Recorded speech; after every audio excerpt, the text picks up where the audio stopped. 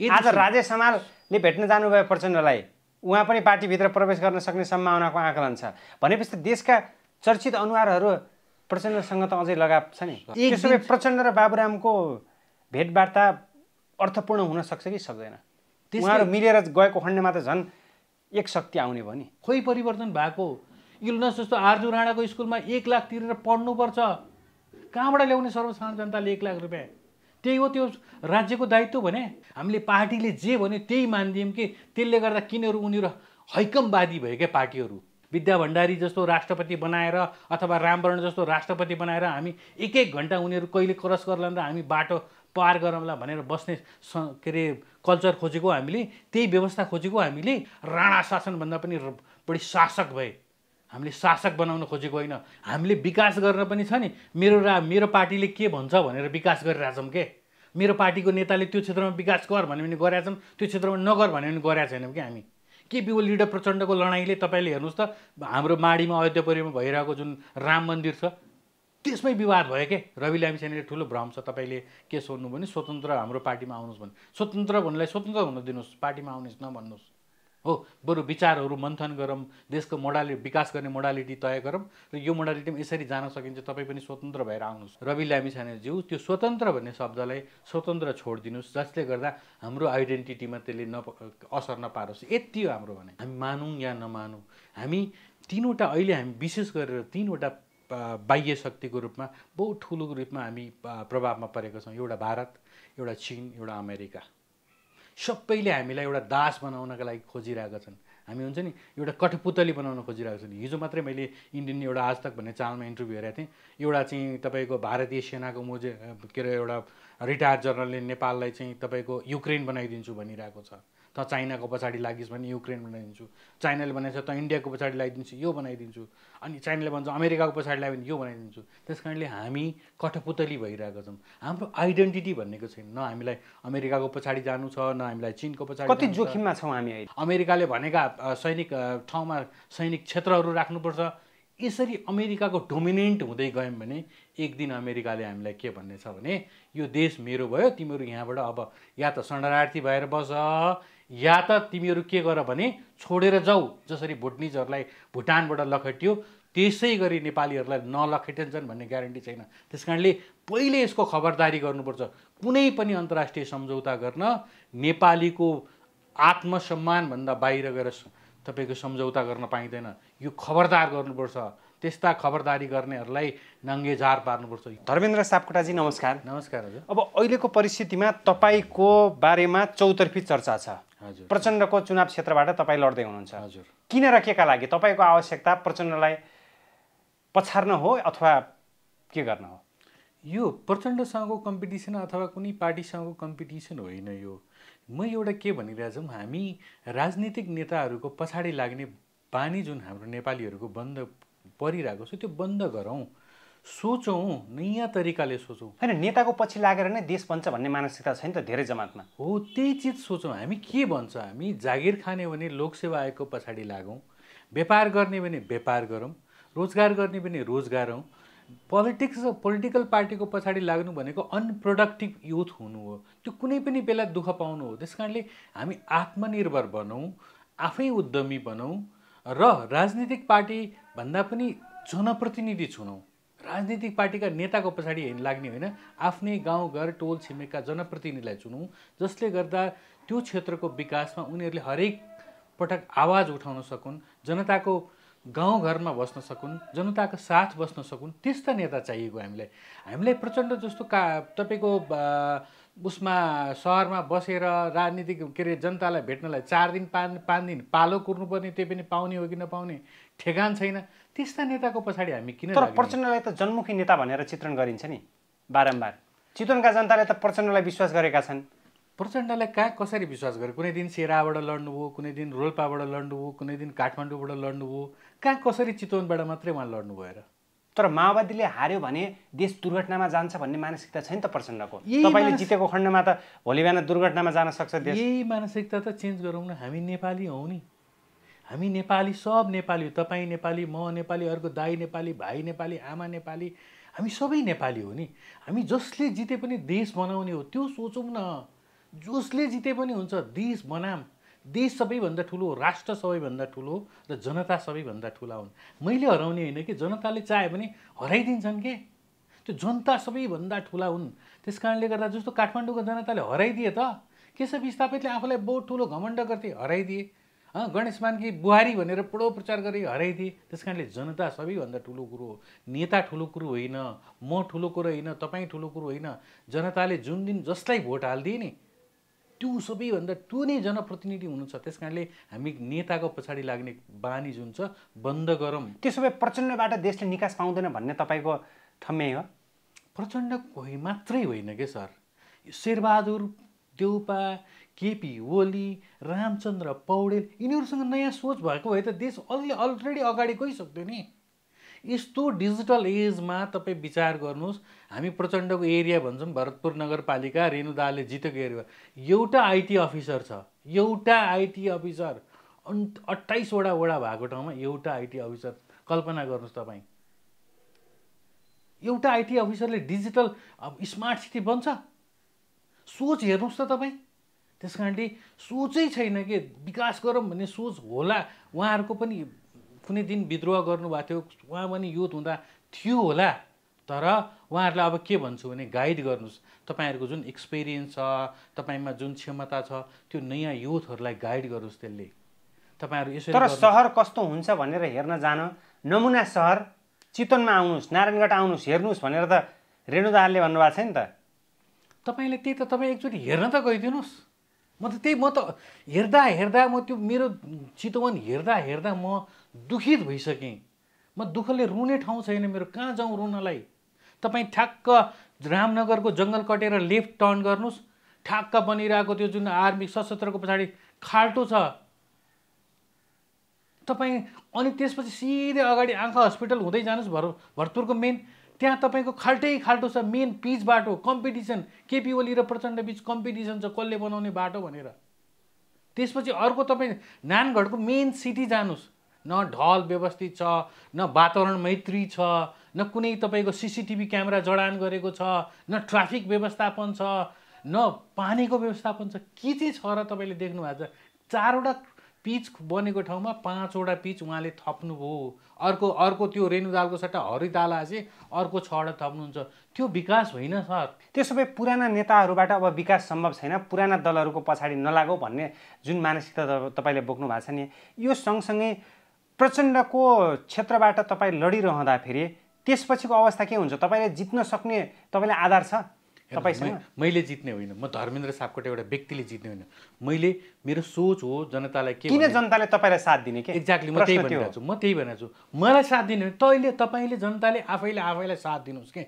यस्तो बानी बनाउनुहोस् कि तपाईँले एउटा यस्तो नेता छानिदिनुहोस् जसमा तपाईँको मात्रै भर पर्छ। जनताको जुन छ नि, हामी माओवादीको, काङ्ग्रेसको भनेर जुन भावना छ नि, काङ्ग्रेसको नेता नबनाउनुहोस् कि तपाईँको नेता बनाउनुहोस् कि, क्षेत्र नम्बर 3 को नेता बनाउनुहोस्, माओवादीको नेता नबनाउनुहोस्, क्षेत्र नम्बर 3 को जनप्रतिनिधिको नेता बनाउनुहोस् त। त्यो दिन विकास हुन्छ के।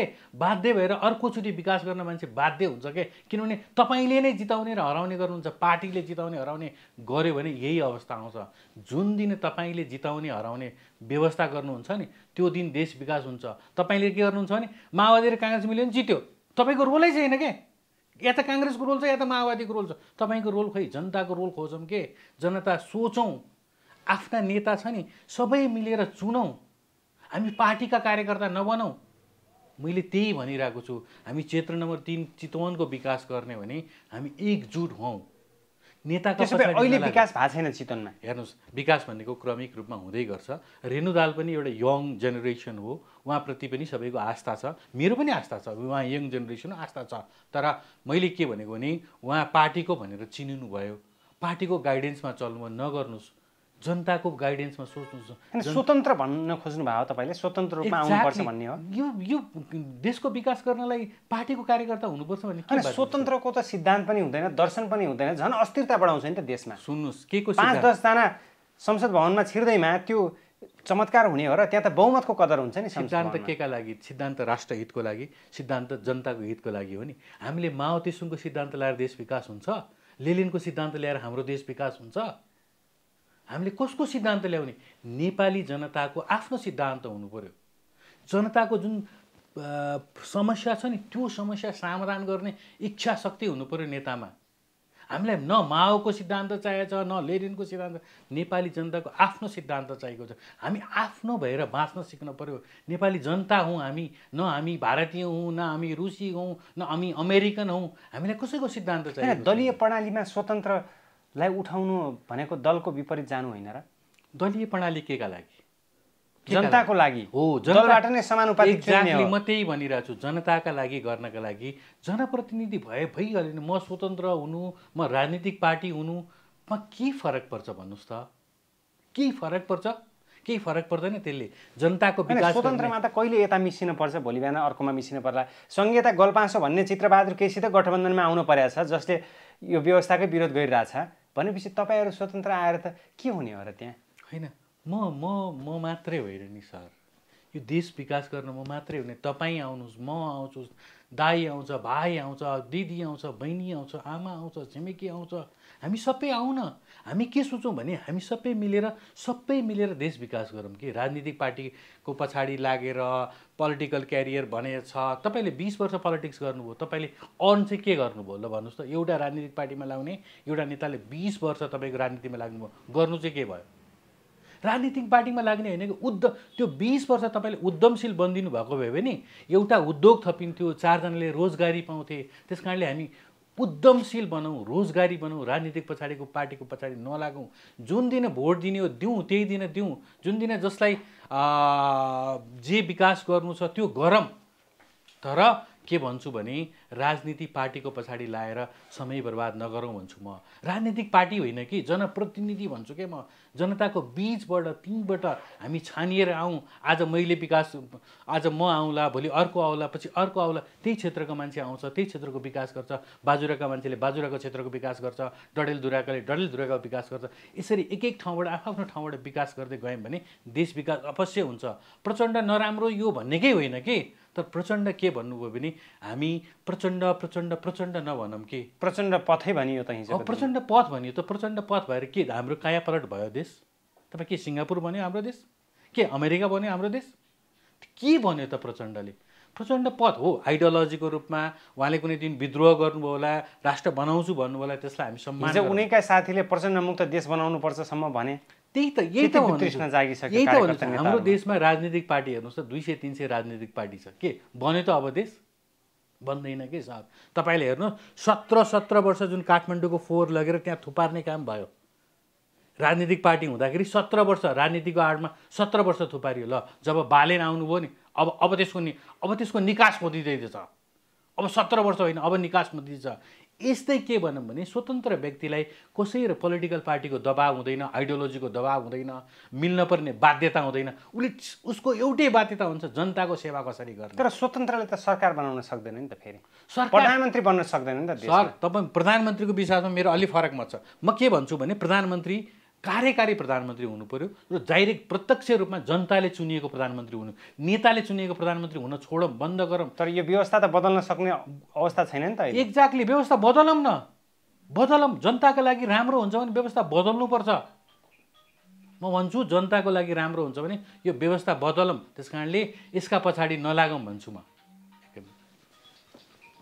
अब जुन हिसाबले तपाईँले अहिले नेपालको राष्ट्रिय राजनीतिलाई नजिकबाट निहालिरहनु भएको छ, अध्ययन गरिरहनु भएको छ, अहिलेको परिस्थितिमा माओवादीभित्र तीव्र ध्रुवीकरण हुने अवस्था देखिएको छ नि। अहिले पूर्व माओवादीहरू एक ठाउँमा आउँदै अहिले बाबुराम भट्टराई पनि जसपाको विरोधपछि प्रचण्डसँग भेटवार्तामा हुनुहुन्छ। राजेश हमालको पनि चर्चा भइरहेछ, माओवादीमा प्रवेश गर्नुहुन्छ कि भन्ने प्रश्न उठिरहेछ। यी सबलाई हेर्दाखेरि माओवादी अब देशमा शक्तिशाली भनेर स्थापित हुने हो। बाबुराम र प्रचण्डको भेटलाई तपाईँ कसरी हेर्नुहुन्छ? हेर्नुहोस्, बाबुराम भट्टराईको विषयमा के भनौँ, बाबुराम भट्टराईले पोलिटिकल पार्टी, त हामी पोलिटिकल पार्टीको एडभोकेसी गरिरहेछौँ। उहाँले 4वटा 5वटा पोलिटिकल पार्टी चेन्ज गरिसक्नुभयो। पोलिटिकल पार्टी भनेको चेन्ज गर्नको लागि भन्ने, अब त 5औं घुम्तीमा हुनुहुन्छ। त्यसपछि 200वटा पोलिटिकल पार्टी छ। के विकास भयो क्या त 200वटा पोलिटिकल पार्टीमा? म के भन्छु भने हामी जनप्रतिनिधि बन्नलाई पार्टीको कार्यकर्ता हुनु आवश्यक छैन कि। प्रचण्ड र बाबुरामको भेटवार्ता अर्थपूर्ण हुन सक्छ कि सक्दैन? उहाँहरू मिलेर गएको खण्डमा त झन् एक शक्ति आउने भयो नि। हेर्नुहोस् यो कुरा के छ भने पोलिटिकल हिसाबले पोलिटिकल पार्टीको होल विरोध गरिरहेको मैले होइन। पोलिटिकल पार्टीहरूले जुन विकृति नेपालमा फैलाइरहेका छन्, जसका लडाइँले गर्दाखेरि, जुङ्गाको लडाइँले गर्दाखेरि देशले दुःख पाइरहेको छ, त्यो चिज बन्द गर्नु पर्यो।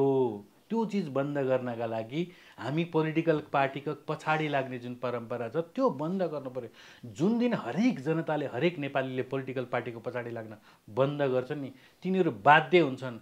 प्रचण्डलाई अहिले पोलिटिकल पार्टीका नेता भेट्नलाई, हरेक दिन भेट्नलाई लाइन लाग्छन्। के का लागि लाइन लाग्ने हो? यदि विकास गर्ने हो भने रिसर्च एन्ड डेभलपमेन्टमा पढेका व्यक्तिहरूलाई ल्याउँ न, रिसर्च विकासको मोडल तय गरौँ न।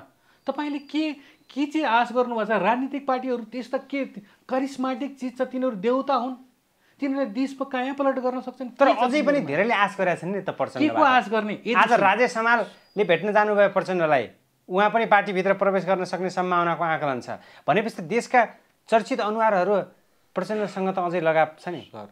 चर्चित अनुहार होइन कि सर।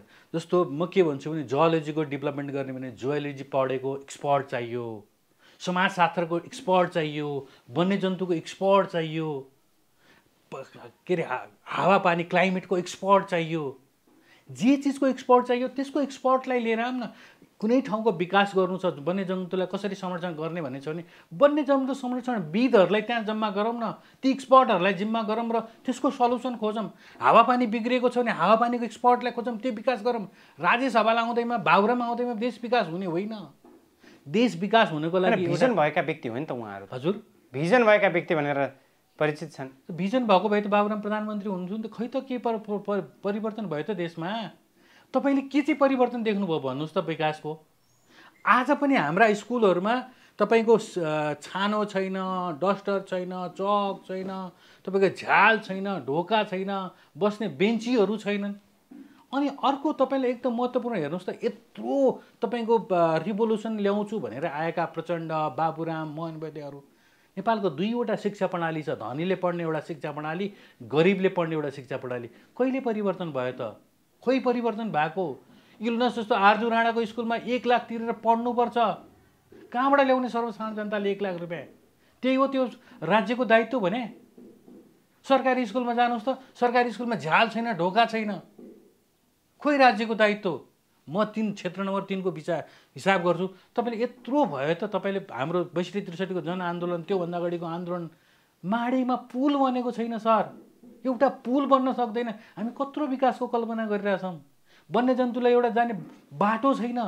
माडीका जनताले तपाईँको आर्मीले जा भने जानुपर्छ, नजा भने जानु होइन। माडी र चितवनको समस्या मात्र नदेखाउनुहोस् न, देशका विभिन्न भूभागमा जानुहोस् तपाईँ। कर्णाली र मधेस छुन सकेको छैन देशले, अनि चितवन जस्तो मुटुमा मात्रै विकास भएन भनेर हामीले त त्यो गर्न भएन नि त। हेर्नुहोस्, एउटा भलै तपाईँ चितवनबाट उड्दै हुनुहुन्छ भने म के भनिरहेको छु भने हरेक ठाउँबाट आफ्नो उत्तरदायित्व निभाऊँ। मेरो उत्तरदायित्व अहिले 3 नम्बर क्षेत्रको, म जुन क्षेत्रबाट लड्छु भनेको छु, मेरो उत्तरदायित्व त्यो हो। म ती विकास गर्नुपर्छ। जस्तो तपाईँ बाजुराबाट आउनुभयो भने बाजुराको तपाईँले विकासको एउटा मोडल लिएर आउनुहोस्। हो, डडेलधुराबाट आउनु भने डडेलधुराबाट साथीले मोडल लिएर आउनुहोस्। बिर्तामोडबाट आउनु भने बिर्तामोडको साथीले मोडल लिएर आउनुहोस्। आफ्नो क्षेत्रको मोडलको विकास गरौँ, आफ्नो क्षेत्रको विकास गरौँ। यो हरेक मानिसले आफ्नो क्षेत्र विकास गऱ्यौँ भने देश विकास हुन्छ समग्रमा।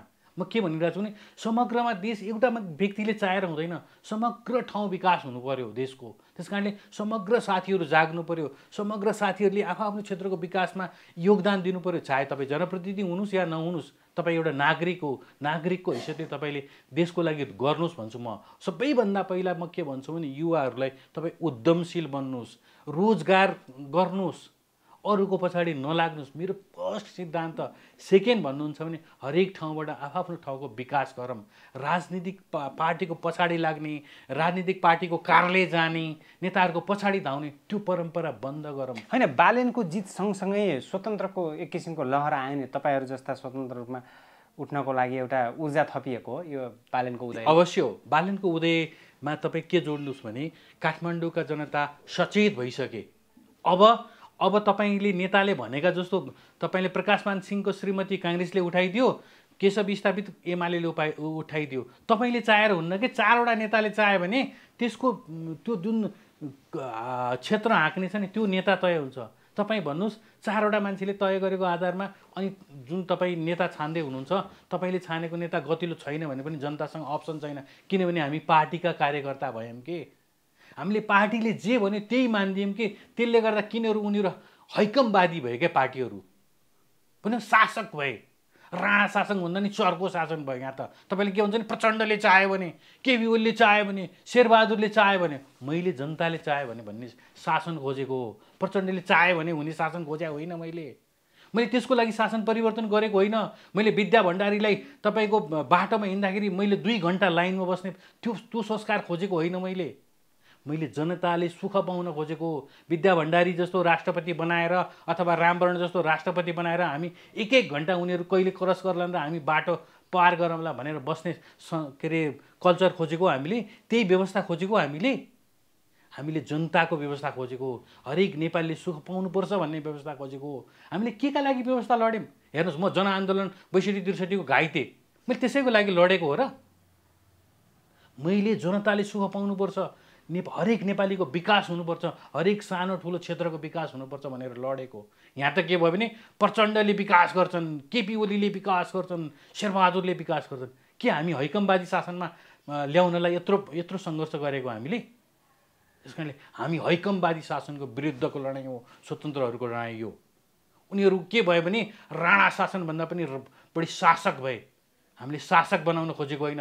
तपाईँले मदन भण्डारीको एउटा भाषण भन्नुभयो, एउटा राजा रहने र नरहने कुराको होइन, त्यो संस्कारको विरोध गरिरहेको हो। हामी यही संस्कारको विरोध गरिरहेको। त्यसो भए तपाईँहरू पनि संस्कारको विरोध गर्नुभएको छ, राज संस्थाको विरोध गर्नुहुन्न?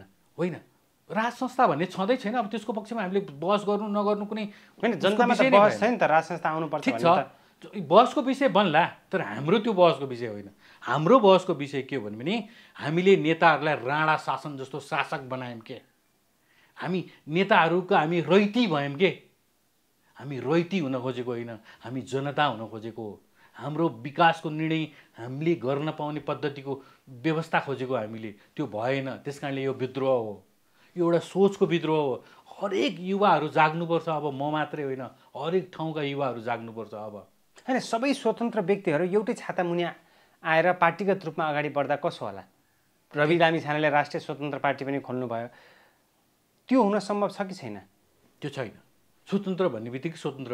हामी के भनिरहेछौँ भने हामी राजनीतिक पार्टीको दास भयौँ के? हामीले विकास गर्न पनि छ नि, मेरो पार्टीले के भन्छ भनेर विकास गरिरहेछौँ के? मेरो पार्टीको नेताले त्यो क्षेत्रमा विकास गर भन्यो भने गरेछौँ, त्यो क्षेत्रमा नगर भन्यो भने गरेका छैनौँ कि हामी। केपी ओली र प्रचण्डको लडाइँले तपाईँले हेर्नुहोस् त, हाम्रो माडीमा अयोध्यापुरीमा भइरहेको जुन राम मन्दिर छ त्यसमै विवाद भयो के? केपी ओलीले गर्ने प्रचण्डले नगर्ने भन्ने कुरा भयो के? त्यो राजनीतिक पार्टीको दास भयौँ कि हामी, दास होइन कि? त्यसो भए पार्टीको दास हुनु हुँदैन, स्वतन्त्र हुनुपर्छ भन्ने मानसिकता। एक्ज्याक्टली। तर रवि लामिछानेले राष्ट्रिय स्वतन्त्र पार्टी नाम राख्नुभयो, त्यसले तपाईँहरू प्रति अपमान भएको महसुस हो? रवि लामिछाने स्वतन्त्र व्यक्तिहरूप्रति होइन, त्यो कुरामा हाम्रो कुनै अपमानको विषय छैन। हामीलाई के भन्यो भने हाम्रो एउटा अब्जेक्सन मात्रै हो, त्यो नराखिदिनुहोस् भन्ने मात्रै हो। किनभने हामी स्वतन्त्र भन्ने शब्द छ, त्यो स्वतन्त्र भन्ने शब्दलाई स्वतन्त्र नै हुनु दिनुहोस्। तपाईँको पोलिटिकल पार्टी खोल्ने अधिकार छ, खोल्नुहोस्, होइन? त्यसमा हाम्रो कुनै भनाइ पनि छैन। तपाईँले राम्रो जनप्रतिनिधि उडाउनुहोस्, देशका आवाज उठाउनुहोस्, विकास गर्नुहोस्, होइन? देशलाई एउटा उन्नतिको बाटोमा लैजानुहोस्, हाम्रो शुभकामना छ। तर हाम्रो के भने त्यो एउटा शब्दसँग मात्रै हाम्रो अब्जेक्सन हो। स्वतन्त्र भन्ने शब्द नराखिदिनुहोस्। तपाईँसँग हरेक अरू शब्दहरू छन्, त्यो स्वतन्त्र भन्ने शब्द स्वतन्त्र छोडिदिनुहोस्। तर उहाँले त भन्नुभएको छ नि त, सबै स्वतन्त्र व्यक्तिहरू आउनुहोस्, स्वतन्त्र भएर नै पार्टीमा लागौँ भन्नुभएको छ। पार्टीमा स्वतन्त्र भन्ने बित्तिकै पार्टी होइन, पार्टी भन्ने बित्तिकै स्वतन्त्र होइन। पार्टी भन्ने बित्तिकै त्यसमा विधान हुन्छ, पार्टी भन्ने बित्तिकै कार्यसमिति हुन्छ। कार्यसमितिले गरेको निर्णय तपाईँको पार्टीका कार्यकर्ताले मान्नुपर्छ, पार्टीको विधान कार्यकर्ताले मान्नुपर्छ। मान्ने बित्तिकै, कसैलाई मान्ने बित्तिकै त्यो स्वतन्त्र हुन सक्दैन। त्यस कारणले रवि लामिछानेले ठुलो भ्रम छ। तपाईँले के सोध्नु भने स्वतन्त्र हाम्रो पार्टीमा आउनुहोस् भने, स्वतन्त्र भन्नुलाई स्वतन्त्र हुन दिनुहोस्, पार्टीमा आउनुहोस् नभन्नुहोस्। हो, बरु विचारहरू मन्थन गरौँ, देशको विकास गर्ने मोडालिटी तय गरौँ र यो मोडालिटीमा यसरी जान सकिन्छ। तपाईँ पनि स्वतन्त्र भएर आउनुहोस्। तपाईँ रवि लामिछाने स्वतन्त्र भएर एउटा क्षेत्रबाट आउनुहोस्, तपाईँको अर्को तपाईँको जुन पार्टीको पदाधिकारी हुन्छ अर्को क्षेत्रबाट स्वतन्त्र भएर आउनुहोस्, विकास गरौँ न। विकास गर्नलाई कुनै पार्टीमा हुनुपर्छ भन्ने जरुरी छैन, तपाईँ जनप्रतिनिधि हुनु जरुरी छ। होइन, स्वतन्त्र व्यक्ति र रवि लामिछाने बिच एक किसिमको चर्काचर्की भएको छ नि अहिलेको विषयमा। स्वतन्त्र व्यक्तिहरू रविको विरोधमा छन्, नामका पथ हामी रवि लामिछानेको विरुद्धमा छैनौँ, हामी रवि लामिछानेको विरुद्ध हुँदै निर्वाचन आयोगमै हाम्रो शब्दसँग मात्रै अब्जेक्सन हो, त्यो एउटा स्वतन्त्र भन्ने शब्दसँग अब्जेक्सन हो। अरू शब्द उहाँले कुन चिन्ह पाउनुहुन्छ भने हाम्रो अब्जेक्सनको विषय होइन, उहाँको पार्टी कसरी खोल्नुहुन्छ भने हाम्रो अब्जेक्सनको विषय होइन। हाम्रो अब्जेक्सनको विषय भनेको रवि लामिछानेज्यू त्यो स्वतन्त्र भन्ने शब्दलाई स्वतन्त्र छोडिदिनुहोस्, जसले गर्दा हाम्रो आइडेन्टिटीमा त्यसले असर नपारोस्, यति हो हाम्रो भनाइ। अब ठ्याक्क सर, समग्रमा पार्टीको कुरा गऱ्यौँ हामीले, देशको बारेमा अहिलेको परिस्थितिमा तपाईँ केन्द्रित हुँदाखेरि अहिले जुन हिसाबले नेपालमा बाह्य शक्तिको हस्तक्षेप तीव्र बढ्यो, अहिले अमेरिकाको चलखेल नेपालमा झन् व्यापक बढेर अहिले देश अस्थिरता भइरहेको छ भन्ने विश्लेषण भइरहेछ। यसै सन्दर्भमा प्रधान सेनापति अमेरिका भ्रमणमा हुनुहुन्छ, एसपिपीको विवादले पनि चर्को रूप लियो। एसपिपी सम्झौता भलै सरकारले हुँदैन भनेर भनिरहँदा पनि एसपिपी गोप्य रूपमा सम्झौता हुने त होइन भन्ने आशंका छ। प्रधानमन्त्री देउवाको अमेरिका भ्रमणको गृह कार्य पनि भइरहेछ। यो सबलाई कसरी जोडेर हेर्नुहुन्छ? हेर्नुहोस्, यो कुरामा तपाईँ मान्नुहोस्, नेपालमा बाहिरी हस्तक्षेप छ। हामी हेर्नुहोस्, हामी उनीहरूले चाहे जतिको जोखिममा त छैनौँ, तर हामीलाई एमसी सम्झौता गऱ्यौँ हामीले, एसपिपी सम्झौता गर्ने स्थिति आयो भने त देश त सैन्य गठबन्धनमा जाने हो भनेर स्थिति आएको छ नि त। त्यो भनेर आकलन यो सैन्य गठबन्धन भन्ने चिज चाहिँ सबैभन्दा नराम्रो चिज हो। तपाईँले ट्रेनिङहरूमा अभ्यास गर्न सकिन्छ, त्यो एउटा संसारभरि चलेको मोडल हो, हामीले पनि हाम्रा सेनाहरूलाई सिकाउनुपर्छ त्यो मोडल हो। तर उनीहरूको जुन मातहतमा लगेर उनीहरूले भनेका तपाईँको पोलिसी अन्तर्गत चलेर गऱ्यौँ भने चाहिँ त्यो गलत हो। त्यस कारणले अमेरिकाको जुन पोलिसी छ त्यो पोलिसी गलत हो। हाम्रो सेनाहरूलाई ट्रेनिङ दिनुपर्छ एउटा फ्याक्टर हो, तर त्यो ट्रेनिङ दिँदा पनि अमेरिकन पोलिसीमा चलाउनुपर्छ, अमेरिकन हतियार किन्नुपर्छ। यो हाम्रो अब अहिले त शरणार्थीको समस्या पनि आइरहेछ, रोहिङ्ग्याहरू धरना दिइरहेछन्। हेर्नुहोस्, तपाईँलाई अघि नै मैले भने नि, सबैले नेपाललाई क्रीडास्थल बनाउन खोजिरहेका छन् के, चाहेर पनि। तपाईँले त्यही भुटानबाट चाहिँ शरणार्थी नेपाल पठाउनु पर्ने चाहिँ किन नि? त्यो इन्डियाको बाटो हुँदै आउने, भारतमा चाहिँ तिनीहरूलाई राख्नु नहुने, अनि नेपालमा चाहिँ तिनीहरूलाई राख्नुपर्ने ल्याएर। अब तपाईँ जुन अहिले जुन अफगानी शरणार्थीहरूको कुरा आइरहेको छ, अफगानी शरणार्थीहरू पनि त्यो बाटो हुँदै भारतको बाटो हुँदै यहाँ आउन सक्ने, तर भारतमा के राख्न किन नसक्ने? किनभने सबैले हामीलाई के गर्न रहेको छ, खेल्न खोजिरहेका छन्। हरेक मानिसले नेपालीको राष्ट्रको जुन आत्मसम्मानमाथि के गरेका छन्, धावा बोलिरहेका छन्। त्यस कारणले यसलाई खबरदारी गर्नु जरुरी छ र समयमै यसको विरुद्ध लड्न जरुरी छ। यदि हामीले अहिले कमजोर भयौँ भने हामी भोलि ठुलो भौमरीमा पर्नेछौँ। भोलि भुटानी शरणार्थीको समस्या त हामी झेलिरहेका छौँ, अब अफगानिस्तान शरणार्थी खेद्दैछौँ, भोलि के त होला पाकिस्तानी आउलान्। त्यस कारणले यो देश रणभूमि बन्न त लाग्दैछ। त्यस कारणले बेलैमा खबरदारी गर्नु पर्यो, चाहे त्यो अमेरिका होस्। कुन शक्तिले रणभूमि बनाउँदैछ भन्ने हुनुहुन्छ, त्यो आशंका राख्दै हुनुहुन्छ? यसमा के छ भने भारतको एउटा किसिमको रोल छ। हेर्नुहोस् है, हामी तिब्बती शरणार्थीहरूको कुरा गरिरहेछौँ, त्यसमा पनि भारतको रोल छ। र अब कस्तो हामी ट्र्यापमा परिरहेछौँ भने तिब्बती शरणार्थीलाई लिउँ, चाइना हामीसँग रिसाउँछ, नलिउँ इन्डिया हामीसँग रिसाउँछ। उनीहरूले हामी दुईवटा बिच प्ले गर्न खोजिरहेछन्। त्यस कारणले हामी यो दुईवटाको द्वन्द्वमा हामी फसिरहेको छौँ। यसका लागि हामीले खबरदारी गर्न जरुरी छ र बेलैमा बुद्धि पुर्याएनौँ भने हामी ठुलो समस्यामा पर्छौँ। त्यस कारणले सबै नेताहरूलाई, सबै बुद्धिजीवीहरूलाई, सबै तपाईँको सरकारी कर्मचारी, उच्चताको कर्मचारीलाई मेरो के विनम्र निवेदन छ भने बेलैमा सचेत हौँ है। बहुराष्ट्रिय चाहिँ तपाईँको यसलाई रणमैदान नबनाऊ, उनीहरूले खेल्ने ठाउँ नबनाऊ भनेर भन्नका लागि सबैले सचेत भएर राष्ट्र हितमा सोचिदिनुहोस्। राष्ट्र सबैभन्दा पहिलो हो। त्यस कारणले यदि राष्ट्र बिग्रियो भने हामी नेपाली बिग्रिन्छौँ। त्यस कारणले राष्ट्र बचाउँ भन्ने होइन। देउबा सरकारमा आएदेखि झनै अस्थिरता, झनै अनियमितता, झनै विदेशी समस्या बढ्यो नि त। तपाईँले यही त भन्नु, सरकार देउबाको मात्रै हो र? सरकार त समाजवादीको पनि हो, सरकार त माओवादीको पनि गठबन्धनकै हो, गठबन्धनको सरकार हो के। त्यस कारणले उसको देउबाको आफ्नो एउटा सिङ्गल डिसिजनले चल्दैन यहाँ त। त्यही कारणले त म तपाईँलाई भन्दछु, यो गठबन्धन भनेकै यस्तै हो। तपाईँले समाजवादी, माओवादी, कङ्ग्रेस, जसपाहरू सबैको अब आइडियोलोजीको तपाईँ कुरा गर्दै हुनुहुन्थ्यो अघि, कुन चाहिँ आइडियोलोजी मान्नुहुन्छ ल भन्नुहोस् त? अब राष्ट्र कुन चाहिँ आइडियोलोजीबाट चल्छ त? त्यस कारणले यो पोलिटिकल पार्टीहरूको यो परम्परा तोड्नलाई, यो देशलाई चाहिँ अस्थिरता लैजानलाई पोलिटिकल पार्टीहरूको ठुलो रोल भयो। त्यस कारणले जनताबाट प्रत्यक्ष निर्वाचित प्रधानमन्त्री कार्यकारी प्रधानमन्त्री हुनु पर्यो, जसले गर्दा न देउबाको सुन्नु परोस्, न प्रचण्डको सुन्नु परोस्, न माधव नेपालको सुन्नु परोस्। उसले सुन्छ त खालि राष्ट्रको सुन्छ, राष्ट्रहितबारे सुन्छ, जनताको बारे सुन्छ, जनताको विकासबारे सुन्छ।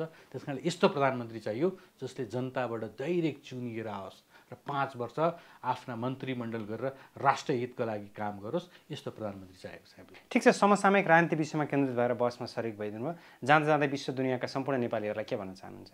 म के भन्छु भने हामी आत्मनिर्भर बनौँ, युवाहरू सबै आत्मनिर्भर बनौँ, सोच बदलौँ। हामी राजनीतिक पार्टीको पछाडि लागेर देश विकास हुन्छ भन्ने सोच नगरबाट चुनिएका प्रत्यक्ष कार्यकर्ता प्रधानमन्त्री ल्याउनका लागि सबैले पहल गरौँ, जसले गर्दाखेरि प्रधानमन्त्रीले देशको लागि सोचोस्, जनताका लागि सोचोस्, राष्ट्रको लागि सोचोस्। धन्यवाद। धन्यवाद।